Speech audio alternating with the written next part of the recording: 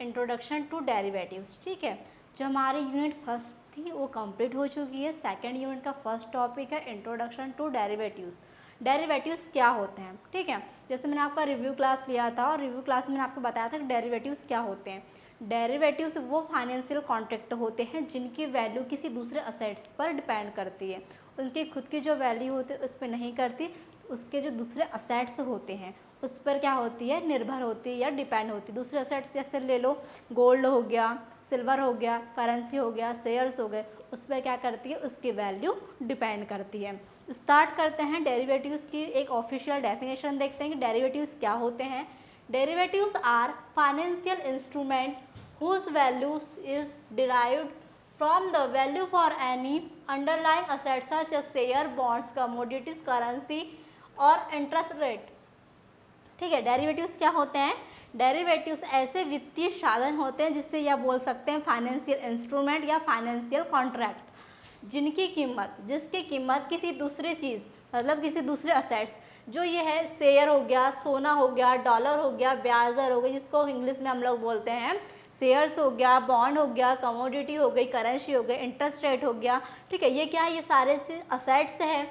इस असेट्स की कीमत पर निर्भर करती है। डेरिवेटिव्स ऐसे फाइनेंशियल इंस्ट्रूमेंट होते हैं जिनकी वैल्यू किसी दूसरे असेट जैसे बॉन्ड हो गया, शेयर्स हो गए, करेंसी हो गई, कमोडिटी हो गई या फिर से इंटरेस्ट रेट हो गया, उनके वैल्यू पर क्या करती है, डिपेंड करती है।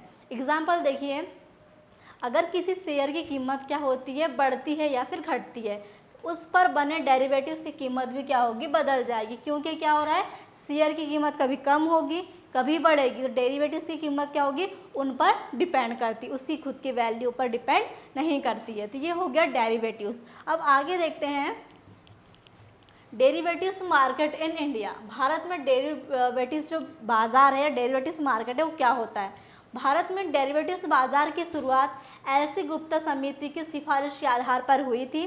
सेबी को डेरिवेटिव्स बाजार का नियामक या रेगुलेटर बनाया गया है। ठीक है, जो डेरिवेटिव्स मार्केट है उसको कौन रेगुलेट करता है, सेबी करता है। वर्ष 2000 में डेरिवेटिव्स ट्रेडिंग को कानूनी मान्यता मिली थी। मतलब जो डेरिवेटिव्स की ट्रेडिंग होती है, मतलब जैसे फ्यूचर, ऑप्शन, जो मैं आपको रिव्यू क्लास में बताया था, डेरिवेटिव्स के प्रकार होते हैं। तो उसमें क्या होता है, जो सेलिंग होती है, बाइंग होती है, सेल बाय मतलब ट्रेडिंग होना। ठीक है, तो वर्ष 2000 में क्या हुआ था, डेरिवेटिव्स की ट्रेडिंग कानूनी रूप से शुरू हुई थी और उसको कानूनी रूप से मान्यता मिली थी। फिर भारत में सबसे पहले इंडेक्स फ्यूचर की शुरुआत हुई थी।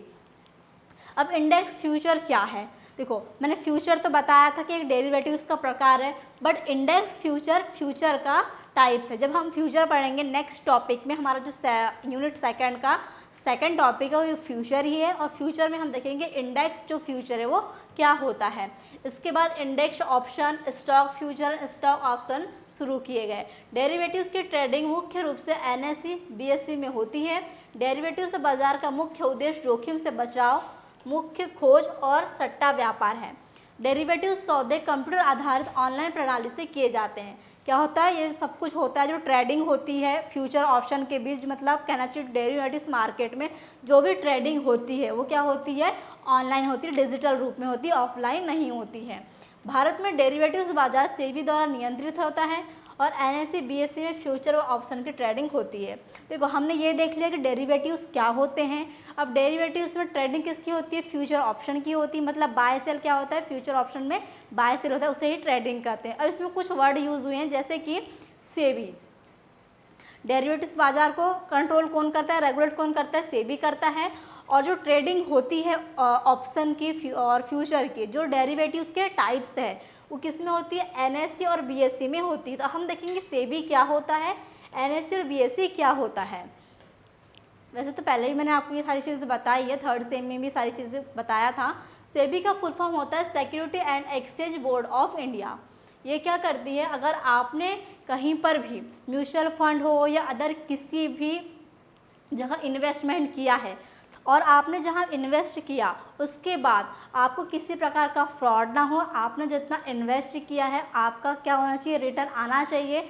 ये सारी चीज़ों की देखभाल कौन करता है, सेबी करता है। अगर आपके साथ फ्रॉड हो रहा है तो उस पर कंट्रोल कौन करेगा, सेबी करेगा। मतलब कहना चाहिए जो हमारा शेयर मार्केट होता है, स्टॉक मार्केट होता है, जहाँ पर ट्रेडिंग होती है, इन सबको रेगुलेट कौन करता है, सेबी ही करता है। और अभी जैसे हमने देखा डेरिवेटिव्स मार्केट, उसको भी कंट्रोल कौन करता है, उनको भी रेगुलेट सेबी ही करता है, क्योंकि यहाँ पर भी क्या हो रही है, ऑनलाइन ट्रेडिंग हो रही है। फिर एनएसई और बीएसई। एनएसई का फुल फॉर्म होता है नेशनल स्टॉक एक्सचेंज और बीएसई का फुल फॉर्म होता है बॉम्बे स्टॉक एक्सचेंज।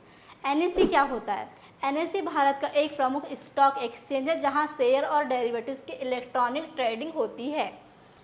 भारत का एक प्रमुख स्टॉक एक्सचेंज है जहां पर शेयर और डेरिवेटिव्स क्या होती है, ऑनलाइन ट्रेडिंग होती है। फिर सेकंड है बीएसई, जिसका फुल फॉर्म है बॉम्बे स्टॉक एक्सचेंज। बीएसई क्या होता है, बीएसई भारत का सबसे पुराना स्टॉक एक्सचेंज है जहां शेयरों की खरीदी बिक्री की जाती है। बीएसई में क्या होता है, बीएसई में शेयरों की खरीदी बिक्री होती है, सबसे पुराना स्टॉक एक्सचेंज है। यहाँ पर ऑनलाइन ट्रेडिंग नहीं होती क्योंकि सबसे पुराना है, उस टाइम ऑनलाइन का सिस्टम नहीं था, ओनली खरीदी बिक्री होती थी। बट जो एनएसई है वो भारत का क्या है, एक प्रमुख स्टॉक एक्सचेंज है जहाँ पर अब शेयर और डेरिवेटिव्स की इलेक्ट्रॉनिक ट्रेडिंग होने लगी है। ठीक है, तो ये होता है एनएसई, बीएसई और जो हमने बताया सेबी, जो पूरा डेरिवेटिव्स मार्केट को कंट्रोल करती है और रेगुलेट करती है। ठीक है, ये सारी चीज़ें आपको क्लियर हो गई होगी। फिर नेक्स्ट देखेंगे हम डेरिवेटिव्स बाजार की विशेषताएं, कि जो डेरिवेटिव मार्केट होता है जो हम पढ़ रहे हैं अभी, उसकी मुख्य विशेषताएं क्या है। कुछ कुछ चीज़ें उसकी डेफिनेशन में आ गई, कुछ कुछ चीज़ें हम यहाँ पर देखेंगे। ठीक है, तो इसकी फर्स्ट विशेषता है व्युत्पन्न मूल्य, जिसको बोलते हैं डिराइव्ड वैल्यू। अब हमने ये वर्ड आपका डेफिनेशन में भी आया था, डिराइव्ड वैल्यू। मूल्य अंडरलाइंग असेट जैसे शेयर से प्राप्त होता है। Value derived for underlying assets like share. इसका मतलब होता है कि जो डेरिवेटिव्स का प्राइस होता है किसी अन्य दूसरे असेट्स पर डिपेंड करता है। इसका मतलब इसको बोलते हैं डिराइव्ड वैल्यू। डिराइव्ड वैल्यू का मतलब क्या हुआ कि आपका जो डेरिवेटिव है उसका प्राइस किसी अन्य दूसरे असेट्स पर डिपेंड करता है। ये क्या है, उसकी विशेषता भी है और एक प्रकार से उसकी डेफिनेशन भी है।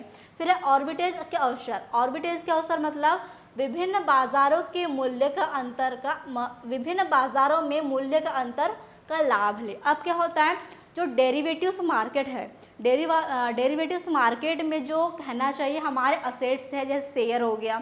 ठीक है, शेयर की वैल्यू अलग अलग मार्केट में अलग अलग होती है।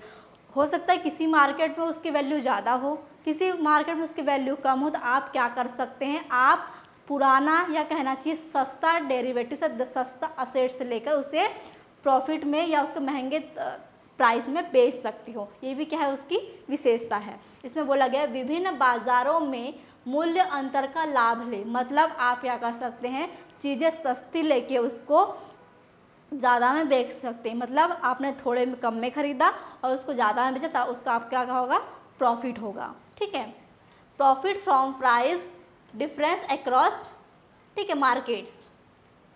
फिर थर्ड है उच्च स्थिरता। उच्च स्थिरता क्या होता है, हाई वॉलिटिलिटी, मूल्य में तेज गति से बड़े परिवर्तन।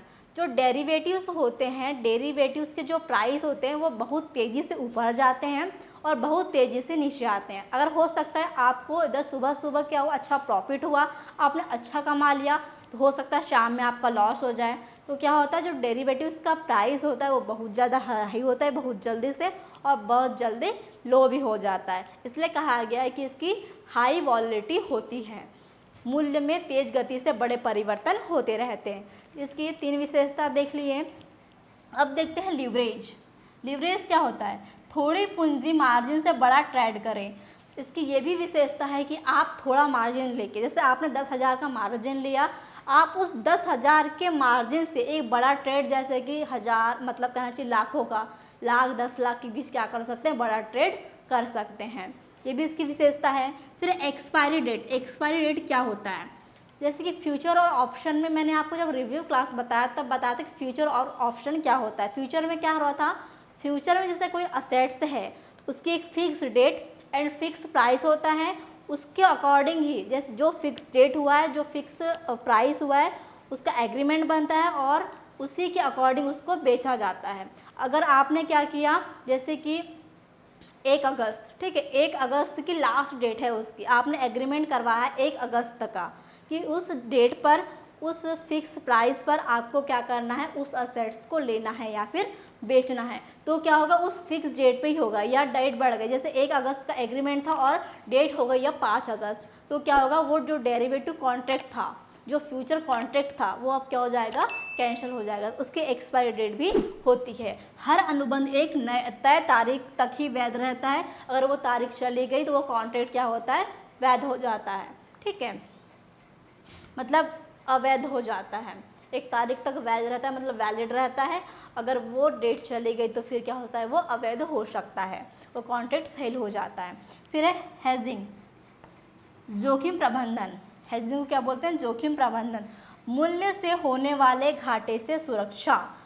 मूल्य से होने वाले घाटे से सुरक्षा मतलब क्या है, यही है कि protection from potential price losses. आपने क्या किया, एक शेयर 1500 का लिया और उसे क्या किया, 1700 में बेच दिया, तो क्या हुआ, इसका आपका प्रॉफिट हुआ। तो आप ये चीज़ें कर सकते हैं, और ये एक क्या है, डेरिवेटिव्स की विशेषता है, ठीक है। तो ये हो गया हमारा डेरिवेटिव्स मार्केट की विशेषताएं, जिसमें फर्स्ट हमने पढ़े डिराइव्ड वैल्यू, सेकंड पढ़े हमने ऑर्बिटेज के अवसर मतलब ऑर्बिटेज अपॉर्चुनिटीज़, थर्ड है हाई वॉलिटी, फोर्थ है लीवरेज, फोर्थ है एक्सपायरी डेट, फिफ्थ है एक्सपायरी डेट और सिक्स्थ है हेजिंग, ठीक है, मतलब जोखिम प्रबंधन। आप क्या कर सकते हैं, आप शेयर ज़्यादा कहना चाहिए कम पैसों में लगे उसको ज़्यादा में बेच सकते हैं। जो एग्जांपल मैंने बताया, आपने 1500 का क्या किया, शेयर लिया और आपने 1700 में बेच दिया, ठीक है, तो ये क्या हुआ, जोखिम प्रबंधन हुआ। आपको लग रहा है कि नहीं अब हो क्या हो सकता है, अब जो डेरिवेटिव्स है जिस पे आपने एग्रीमेंट किया, जितने का आपने लिया है वो अब हाई हो सकता है, तो आपने क्या किया, उसको तुरंत ही बेच दिया, तो आपने क्या किया, अपने रिस्क को मैनेज कर लिया, वही कहलाता है हेजिंग, ठीक है। अब नेक्स्ट देखते हैं टाइप्स ऑफ डेरिवेटिव्स। डेरिवेटिव्स के हम देखेंगे अब क्या टाइप्स। डेरिवेटिव्स के टाइप कौन कौन से होते हैं, फर्स्ट होता है OTC और सेकंड होता है ETD। OTC और ETD क्या है, OTC का फुल फॉर्म है ओवर द काउंटर डेरिवेटिव्स और ETD का होना फुल फॉर्म है एक्सचेंज ट्रेड डेरिवेटिव्स। सबसे पहले हम देखेंगे OTC क्या होता है। अब मैं एक चीज़ बता दूँ, ठीक है, आगे ही पढ़ते हैं, देखते हैं। OTC में 2 डेरिवेटिव्स आते हैं, मैंने आपको नाम बताया था डेरिवेटिव्स कौन कौन से होते हैं, फ्यूचर, ऑप्शन, फॉरवर्ड और स्वैप। 2 OTC में आते हैं और 2 ETD में आते हैं। स्टार्ट करते हैं कि OTC में कौन से आते हैं और ETD में कौन से आते हैं। OTC derivatives are contracts that are traded privately between 2 parties without using a stock exchange। OTD derivatives वे अनुबंध होते हैं जिनकी खरीदी बिक्री स्टॉक एक्सचेंज के बाहर सीधे 2 पक्षों के बीच होती है। मतलब यहाँ क्या किया गया है कि जो आपके शेयर्स है, जो आपके असेट्स है, ठीक है, उनकी खरीदी बिक्री क्या हो रही है, स्टॉक एक्सचेंज के बाहर हो रही है। स्टॉक एक्सचेंज कौन कौन से, NSE और BSE है, ठीक है, बॉम्बे और नेशनल, उसके बाहर होती है, सीधे 2 पक्षों के बीच, मतलब 2 पार्टीज के बीच होती है। इसमें NSE और BSE के बाहर ही। एग्जाम्पल देखिए, एक कंपनी और बैंक आपस में ब्याज दर समझौता करे बिना किसी एक्सचेंज के, ये क्या है, OTC डेरिवेटिव्स है। इसमें क्या हुआ, इसमें ना NSE बीच में आया ना BSE बीच में आया, ठीक है, 2 पार्टी ने क्या किया, अपना समझौता किया। एक पार्टी जैसे कंपनी हो गई, दूसरी पार्टी क्या होगी, बैंक हो गई, दोनों ने आपस में समझौता किया और दोनों ने आपस में जो डेरिवेटिव्स है हमारे उसका एक्सचेंज कर लिया। अब इसमें आते हैं forward and swap, forward contract and swap contract, ठीक है, जो डेरिवेटिव्स के टाइप्स है। तो OTC में कौन कौन से आते हैं, फॉरवर्ड एंड स्वैप। तो फिर ETD में कौन से आएंगे, future and option. Future and option ज़्यादा इंपॉर्टेंट है क्योंकि जो आपका ये सिलेबस है फाइनेंशियल रिस्क मैनेजमेंट सब्जेक्ट है, उसमें हम सेकेंड यूनिट में पूरा फ्यूचर पढ़ेंगे। फ्यूचर कॉन्ट्रैक्ट जो डेरिवेटिव्स का एक टाइप है, जो थर्ड यूनिट है आपकी उसमें हम पूरा पढ़ेंगे फ्यूचर ऑप्शन कॉन्ट्रैक्ट, ठीक है, जो भी एक डेरिवेटिव का टाइप्स है। तो फॉरवर्ड क्या होता है, एग्रीमेंट टू बाय और sell an asset of future date of fixed price, भविष्य की तय तारीख पर तय कीमत और सौदा करने का समझौता। इसमें भी क्या होता है, जैसे कि आपने आज डेट फिक्स किया, आज की तारीख तय हुई कि 3 महीने बाद गेहूं 2000 में खरीदेंगे। आज की डेट पर क्या हुआ, 3 महीने बाद का एग्रीमेंट बना कि आज ये डेट है, इसके तुरंत 3 महीने बाद आप क्या करेंगे, किसान से गेहूं लेंगे। तो क्या होगा, एक फिक्स डेट और फिक्स प्राइस के साथ क्या किया गया है, कॉन्ट्रैक्ट किया गया है, तो वो क्या कहलाता है, फॉरवर्ड कॉन्ट्रैक्ट कहलाता है। स्वैप का मतलब क्या होता है, contract to exchange cash flow between two parties, दो पक्षों के बीच नकदी प्रवाह का आपस में आदान प्रदान। जैसे कि मैंने आपको प्रीव्यू क्लास में बताया था कि मान लो कि दो पार्टी से, पार्टी ए है, पार्टी बी है, ठीक है, दोनों ने क्या किया, बैंक से लोन लिया। अब एक पार्टी फिक्स इंटरेस्ट रेट दे रही है बैंक को और दूसरी पार्टी क्या दे रही है, फ्लोटिंग इंटरेस्ट रेट दे रही है। फिक्स्ड का मतलब क्या होता है, जैसे कि आपने 7% इंटरेस्ट रेट पे क्या किया है, लोन लिया है, तो आप पूरा टाइम जब तक आपका लोन रीपे पूरा नहीं हो जाता तब तक क्या करेंगे, 7% इंटरेस्ट रेट के हिसाब से क्या करेंगे, अपना लोन रीपे करेंगे। और फ्लोटिंग का क्या होता है, जैसे कि अगर इंटरेस्ट रेट बढ़ रहा है तो ये भी क्या करेगा, इंटरेस्ट रेट बढ़ा कर देगा। अगर इंटरेस्ट रेट कम हो रहा है वो क्या करेगा, इंटरेस्ट रेट कम करके देगा। मतलब जो रेपो रेट के हिसाब से चलेगा उस हिसाब से क्या होता है, इसको इंटरेस्ट रेट देना पड़ता है, किसमें, फ्लोटिंग में। और फिक्स्ड में क्या होता है कि फिक्स ही रहेगा। अगर आपने 10% पे लिया है तो लोन उतना ही देना है आपको इंटरेस्ट रेट, और आपने 7% पे लिया है तो भी आपको फुल टाइम जब तक आपका लोन पूरा रीपे नहीं होता आपको उतना ही परसेंटेज में क्या करना है, इंटरेस्ट रेट पे करना है। ये चीज़ें होती है। तो स्वैप का मतलब क्या होता है, दो पक्षों के बीच नकदी प्रवाह का आपस में आदान प्रदान। जब दो पार्टी क्या कर रही है, एक फिक्स्ड दे रही है, एक फ्लोटिंग दे रही है, दोनों ने क्या किया, समझौता किया कि अब जो पार्टी ए है जो फिक्स्ड इंटरेस्ट रेट दे रही थी अब वो फ्लोटिंग देगी, और जो पार्टी बी थी जो फ्लोटिंग में दे रही थी इंटरेस्ट रेट अब वो क्या देगी, फिक्स्ड में देगी। तो क्या कर सकते हैं, दोनों पार्टी आपस में समझौता करके जो अपना इंटरेस्ट रेट जिस कहना चाहिए जैसे दे रही थी वो एक्सचेंज कर सकते हैं, मतलब आपस में आदान प्रदान कर सकते हैं। ये था हमारा OTD डेरिवेटिव्स, जिसके 2 टाइप्स है, फॉरवर्ड एंड स्वैप। अब सेकंड है ETD। ETD क्या होता है, ETD are standardised derivatives contract that are trade on recognised stock exchange.